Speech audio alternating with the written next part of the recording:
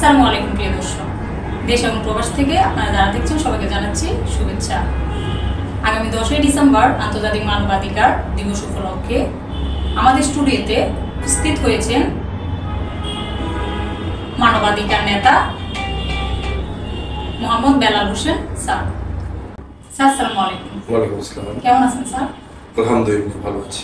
Sir আপনি তো দীর্ঘদিন যাবৎ মানবাধিকার সাথে জড়িত আছেন, যদি মানবাধিকার সম্পর্কে কিছু আমাদেরকে জানাতেন। ধন্যবাদ আপনাকে। প্রথমত আমি ধন্যবাদ জানাই আজকের স্টুডিও পারফেক্ট নিউজকে। অনেকদিন যে কথাটা বললেন, আসলে অনেকদিন আমরা দীর্ঘদিন এই মানবতার কাজ করে আসছি, মানবতার জন্য। তো সর্বোপরি আজকের এই স্বল্প সময় শুভেচ্ছা বাণীর জন্য আমি কিছু বলবো না, কিন্তু এইটুকুই বলবো, মানবাধিকার শুধু একটি অধিকার নয়, এটি আমাদের মূল্যবোধ, নৈতিকতা এবং সমগ্র মানব জাতির উন্নয়নের চাবিকাঠি।